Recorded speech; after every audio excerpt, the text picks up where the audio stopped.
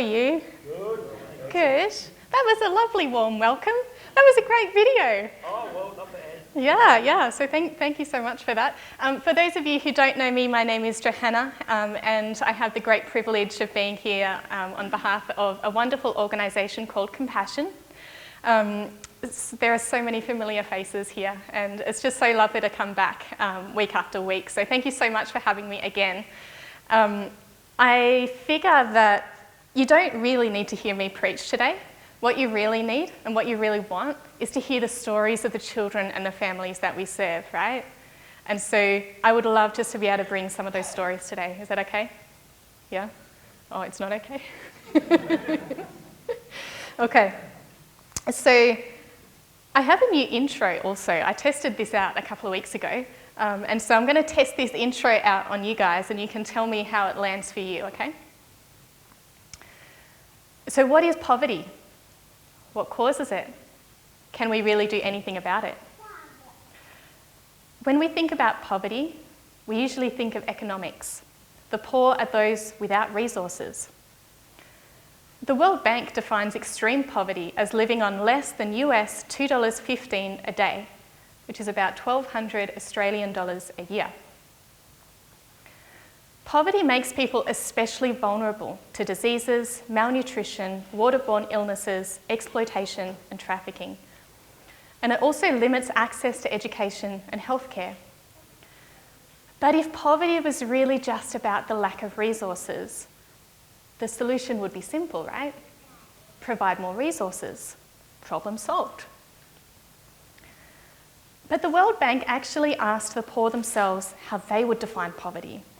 And the responses are heartbreaking. A woman from Moldova describes her existence in poverty like this. For a poor person, everything is terrible. Illnesses, humiliation, shame. We are cripples. We are afraid of everything. We depend on everyone. No one needs us. We are like garbage that everyone wants to get rid of. Poverty makes people feel hopeless, and that's the real problem. It's not the lack of stuff, it's the lack of hope. So I believe that there is a way in which we can fight poverty in ways that give and restore hope and dignity to each person. What if sharing the gospel and anti-poverty work actually go hand in hand?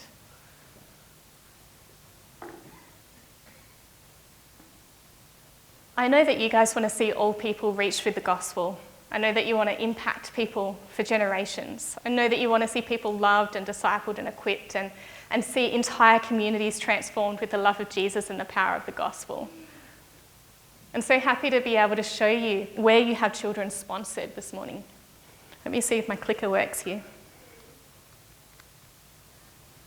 Come good. Oh, there we go. So I ran the numbers, and you currently have 7 children sponsored here at Blackstone Christian Centre. And if you can see these red dots, these are where they are.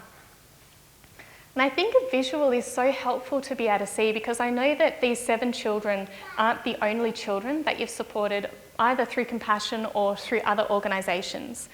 And I was up here a few weeks ago with Pete Shirley, Pete Shirley's album launch, for those of you who were here there. And this map had just gone onto the wall.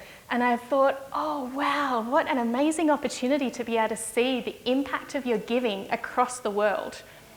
And so later today, I'm going to invite us, if you want to, if you have a sponsored child or you have sponsored a child with Compassion and they've graduated, I have these little dots that you can come and get some blue tack and come and put it on the wall over there. Because it's just this beautiful visual reminder of actually you are impacting the globe. It might not feel like it with that money that just comes out of your account every month, but you really are making a difference. And so if you don't know anything about Compassion and you're sitting there going, well, that's all well and good, but who the heck is Compassion? It's an incredible organisation that works with children and families living in extreme poverty, but everything is through the local church. So we know that we are never the experts in a context or a situation that is not our local context. And so Compassion works with the local church in the local context to outwork what is most needed in that situation and to equip the local church to outreach to these children and families that are living in their communities. And what we see is transformation. So Compassion exists to release children from poverty in Jesus' name. Because children are the least able to change their circumstances. And so they're the hardest hit by poverty. And they're at the heart of Jesus' ministry. Compassion's approach is to address the holistic needs of the individual child so they can become responsible and fulfilled adults equipped to change their communities. And Compassion does that by focusing on one child at a time, building long-term relationships between children and their local church family. So each of these children, each of these little dots represents a child that is in the program. They're in a weekly program receiving pastoral care. Every child in the sponsorship program will receive a yearly medical checkup. They'll all receive an age-appropriate Bible. Every child is walking with a mentor on a discipleship journey. They have the opportunity to hear the gospel and respond every week. And they get letters from you guys, encouragement, discipleship. If you can see up there, there are some yellow countries. Now, this is actually great news because it tells you that the ministry is expanding. And so you can see a couple of these yellow bits here. You've got Zambia, Cambodia, and Myanmar. And this is because it's not just Compassion expanding, it's actually the local church expanding. So 25 years ago, South Korea was in this position where South Korea had been one of the poorest countries in the world. And through the work of Compassion and other organisations, South Korea went from receiving funding, we sponsored children in South Korea, to being a funding country. They now sponsor children in other countries. How incredible is that? And Thailand, what we're seeing is that Thailand is now coming into a very similar position. So Thailand, the church in Thailand is essentially saying, look, we believe that we don't need to receive the fundraising anymore. We believe that we're strong enough in the country to be able to do it. We can receive government grants, and we know that there are children over the border in Myanmar that we really want to be able to go with the church to reach. And so Thailand essentially has said, we want to go over the border and reach into Myanmar. Will you go with us? So we are expanding into Myanmar at the same time as we are beginning to transition out of Thailand so that we can transition support over into Myanmar. But it's a good news story. You know, it means that what you're doing is actually working. And I think if you were to come away from anything today, I would want you to come away with a sense of, is it actually working? I think it is. So I won't answer that question for you today, because I think that it's important that you're able to answer it for yourself. But I'm just going to tell you some stories and you can decide for yourself, yeah? I was speaking in a church in south of Hobart last week, and their particular partnership was with Indonesia. And I thought it might be really helpful just to look up a few of the stats around Indonesia so that we can get a bit of a sense of, well, you know, we know that when people live in poverty, stuff is too much and it costs too much, but what does that actually look like, right? So for Indonesia, a general amount that a household would earn in a month is about $60 US a month, or $15 a week. Now, can you imagine having 3 or 4 children in a household on $15 a week? And you might be thinking, well, that's all right, you know, stuff doesn't cost the same, does it? I looked it up. In Indonesia, a kilo of chicken is about $10.85 Australian.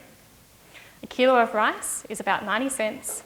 A kilo of fish, about $16.51. Sounds familiar, right?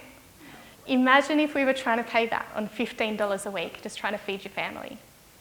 And so you can imagine how your $55 a month sponsorship, $13.75 a week, how if you add that to the $15 that they may already be earning a week, that's crazy. That actually is so exponentially amazing for this family to be able to provide for their family. Amazing.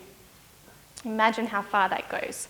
When we put this in the hands of the local church, where there are people who love Jesus and want to see others flourishing, willing volunteers and pastors, it goes so much further than the money ever could.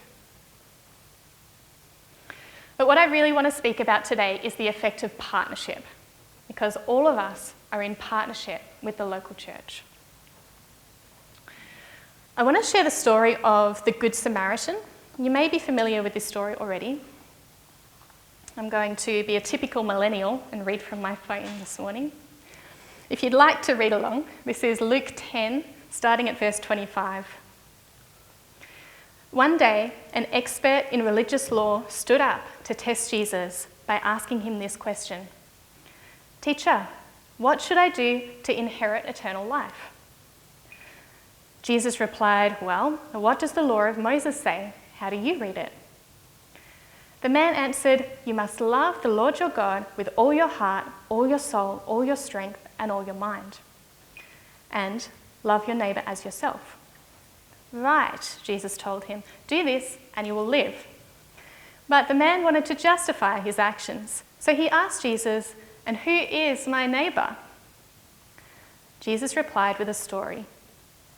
A Jewish man was travelling from Jerusalem down to Jericho, and he was attacked by bandits. They stripped him of his clothes, beat him up, and left him half dead beside the road. By chance, a priest came along, but when he saw the man lying there, he crossed to the other side of the road and passed him by. A temple assistant walked over and looked at him lying there. Did you catch that? He actually walked over and looked at him. But he also passed by on the other side.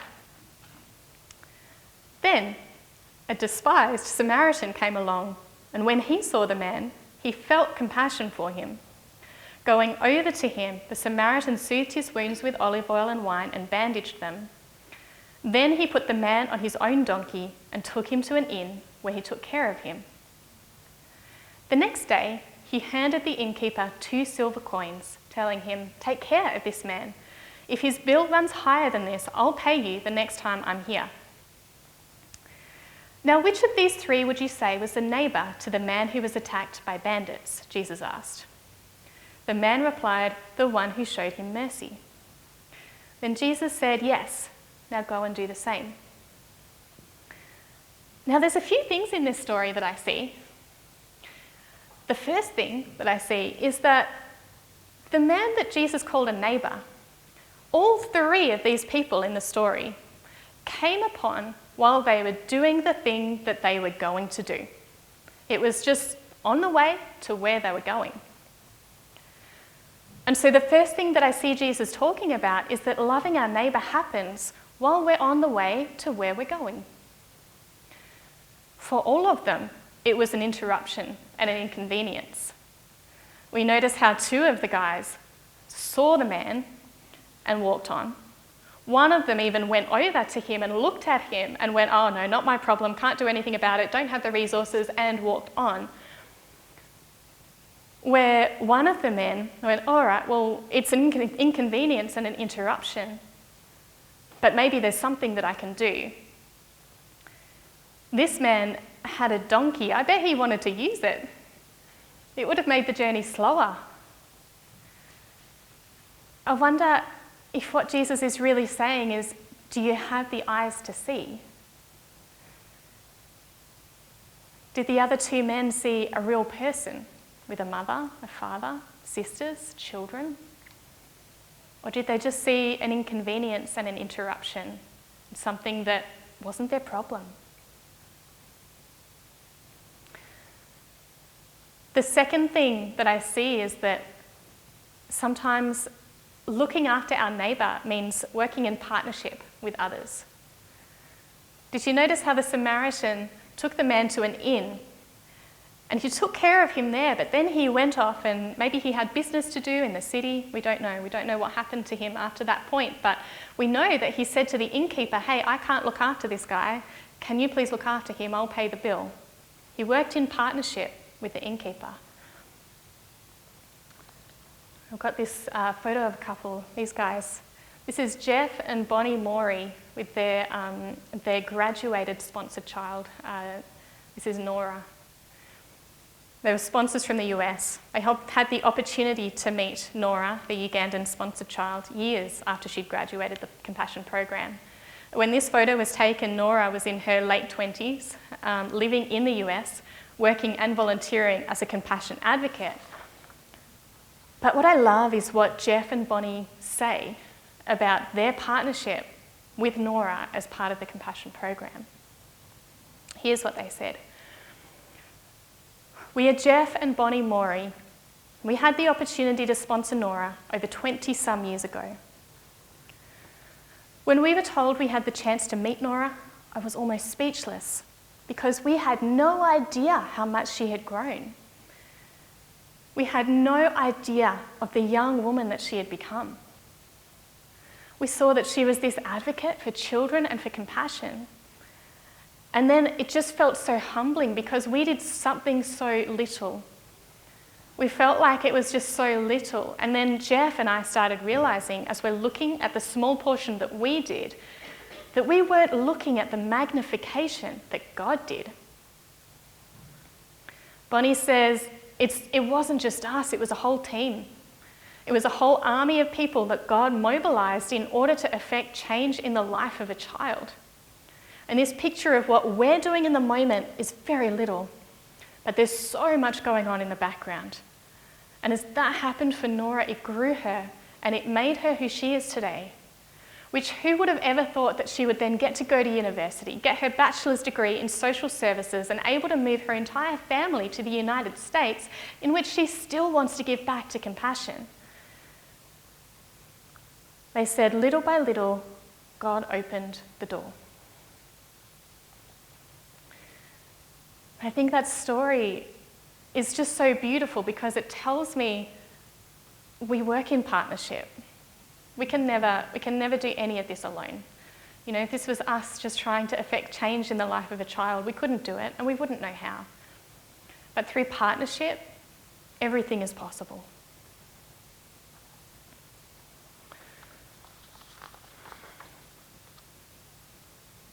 James says, what good is it, my brothers and sisters, if someone claims to have faith but has no deeds? Can such faith save them? Suppose a brother or a sister is without clothes and daily food. If one of you says to them, go in peace, keep warm and well fed, but does nothing about their physical needs, what good is it? In the same way, faith by itself, if it's not accompanied by action, is dead. Our compassion must overflow in action. One of my colleagues met a graduated sponsor child maybe 6 months ago now, O'Neill. And she reflected one of the statements that he made that was just completely throwaway, off the cuff for him. And it hit both of us. He said, I remembered the first time I walked into a compassion project. I was 5. Because it was the first time I saw an adult smile. Can you imagine that? 5-year-old kid, never seen an adult smile. And then he walks into the local church. He calls it a compassion project because that's what he knows now. But for him at the time, for his parents at the time, it was the local church. When they walked into the local church for the first time, that was the first time he saw an adult smile. Crazy.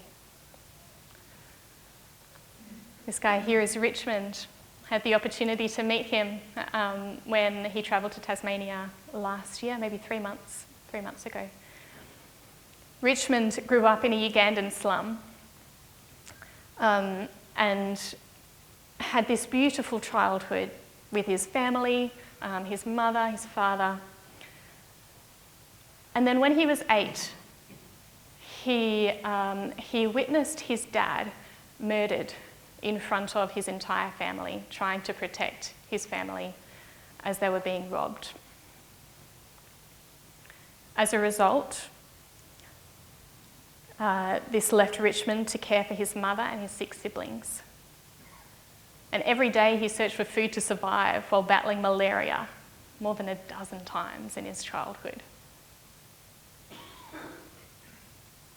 However, unknown to him, there was a 15-year-old girl called Heather in the US who took on a babysitting job to sponsor Richmond through Compassion's child sponsorship program. And through this, he was able to connect to the local church. Richmond's journey now, the way that he speaks about his journey, I can't do it justice, but he now is leading a huge network of other pastors that are actually a part of this network. It says Richmond's journey led him to become first an accountant and later a Bible college graduate. But what he noticed as a graduate was that there just really wasn't training for pastors. And so he returned to his roots, as the pastor of the church where he was sponsored. But realising that many pastors lack training, he founded the Pastors Discipleship Network, which now provides free mentorship and training to over 6,800 pastors in East Africa. Richmond he's a beautiful guy, would give up time just to speak on behalf of any of these children that are living in extreme poverty, and spoke to a room full of us over Zoom a couple of weeks ago. And his heart for the gospel, his passion for the gospel is unmatched. It's amazing seeing him speak. Richmond's story and the story of his sponsor Heather, a 15-year-old girl, shows that no matter your age or resources, you can make a lasting difference.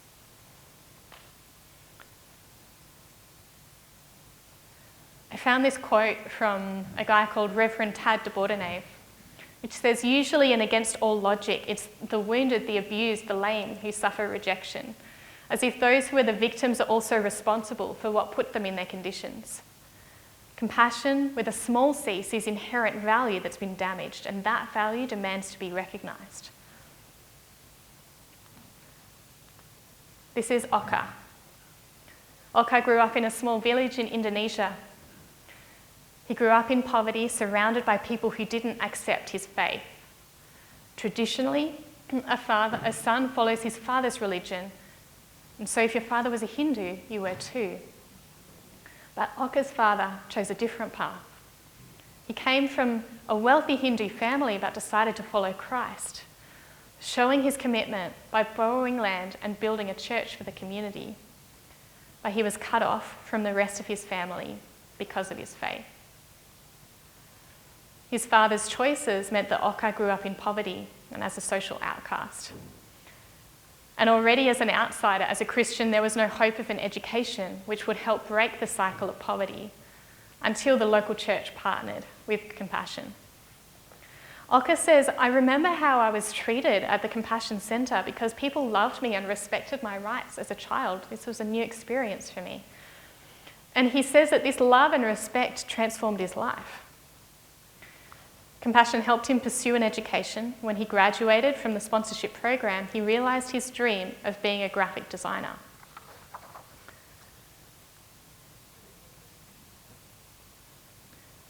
He says, "I remembered my sponsor. My sponsor was able to bless others despite her own hardships, and I want to do the same." I think last time I was here, I showed you Anjo's story. And you might remember Anjo was the young man from the Philippines who now has a business in the Philippines. And as part of his video, he talks about, look, sometimes when I sell pens and pencils to the children, it's free. Because I've been there. I know how hard it is. Oka says something similar. He has a business of a bed and breakfast, but it's a ministry first. A ministry that continues the legacy of hope that he has received. But what Oka says about the long journey of partnership is releasing a child from poverty is a long journey.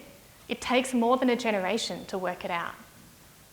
After a child has graduated from the centre, from Compassion's program, poverty won't automatically end there. Improving an economy is one thing, but real transformation requires hope. And so Oka invites church members and teens in the community to work at the bed and breakfast, provides steady income, also a way for Oka to pass on the legacy of hope to children and youth in need. And I think this is the big one for me. You know, we're partnering in the moment. We don't see the long work of transformation that happens in the 20 years that are still to come. And I think so often it's so important for us to remember, even though we're partnering with a child in this moment, and we might not see the impact in this moment, that impact that we will have in 20 years' time, that impact that your giving and your generosity will have in 20 years' time, is something that can't be measured. The video that I'd love to show this morning is of Helena. And Helena is now a young woman and studying accounting, I think, if I'm right. We filmed Helena maybe 10 years ago, so this video is fairly old by standards, but I think you'll still get the heart of it.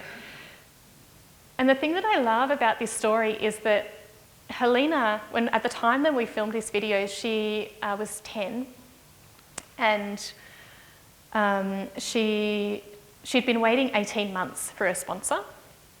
And we essentially filmed the moment in which the Compassion Centre went to her and her family and said, hey, we've found you a sponsor. And it's a very emotional moment for the family. We called this video, "The Wait is Over." And recently, I think maybe last month, I had a couple of colleagues who were in Indonesia and took this photo of Helena. They posted it back in our WhatsApp chat. They said, guys, we've just met Helena. And you'll never guess, she's now studying accounting and doing amazing. And we were like, Helena, we've showed your video all over the world.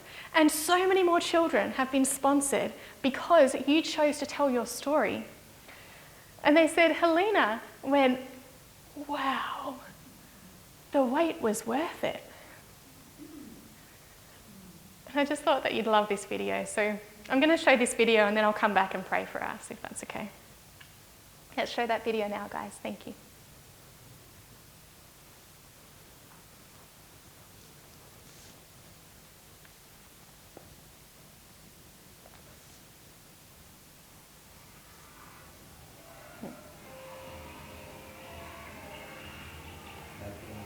Fungsi papan batasannya untuk mengetahui anak-anak yang terdaftar di PPA. Berapa seluruhnya, berapa yang dapat sponsor, dan berapa yang belum sponsor.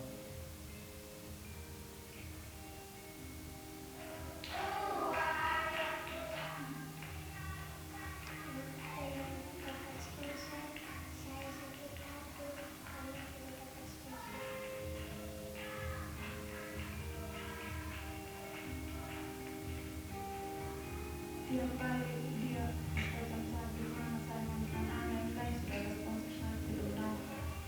Dan saya mama berdoa juga, saya tidak pernah dapat tunggu anak terus. Nanti Tuhan maaf, saya tidak bisa.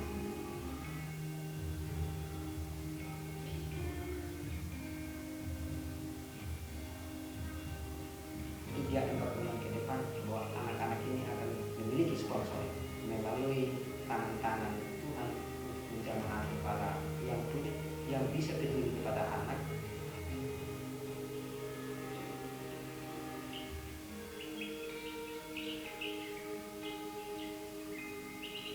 Tuhan akan memberikan yang terbaik untuk keluarga ini. Ada sukacita keluarganya mendapat sponsor dari surat dari sponsor yang buat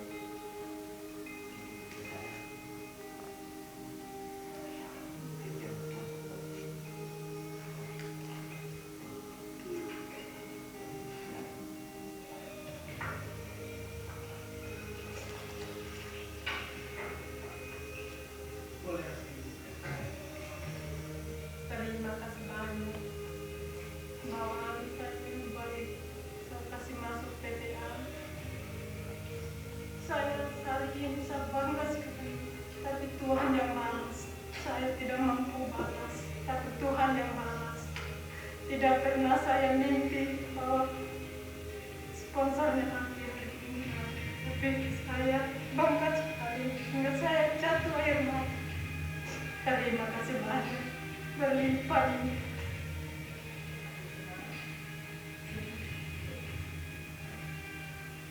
Mereka, anak-anak itu merasa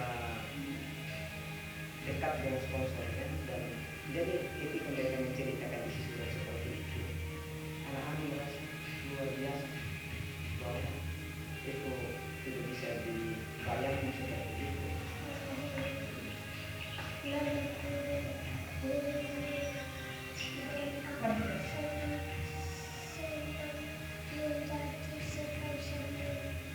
Mungkin pikirnya ya sekedar komunikasi saja, tetapi lebih daripada itu, kedekatannya lebih dekat sekali. Dan saya berterima kasih kepada Tuhan yang bisa memberikan sponsor kepada anak sebagai anak dan bapak, dan saya berterima kasih kepada Tuhan sebagai jembatan yang dapat menghubungkan yang ada di seberang bisa menjadi satu. Itu terima kasih, dan saya merasa senang sekali.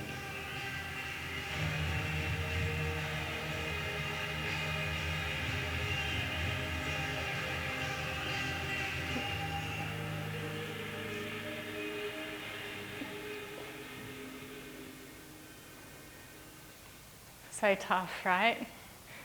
Like, I still cry. I don't know how I can watch all of our videos and not cry. I think I was at Launceston Salvos a few weeks ago, and they said to me, "How do you keep doing this every week? You must just constantly cry." And I'm like, "Yep, that's pretty much it."